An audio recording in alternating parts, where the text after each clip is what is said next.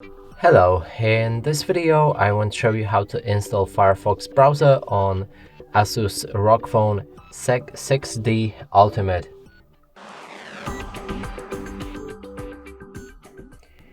And to do this, you'll need to open a Google Play Store. Inside, look for the Firefox. Here you should see install button like this. Click on it.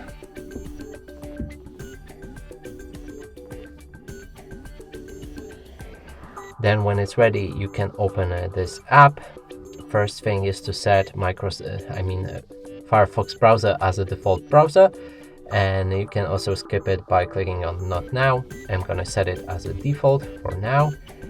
Sign in to turn on synchronization with other Firefox using devices and browsers. I'm gonna click on Not Now.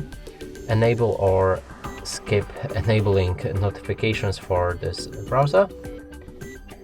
And it should be ready. From there you can open any website, and as you can see, it works fine. And that's it for this video. Hope you like it. Please consider subscribing to our channel, leave a like and a comment below.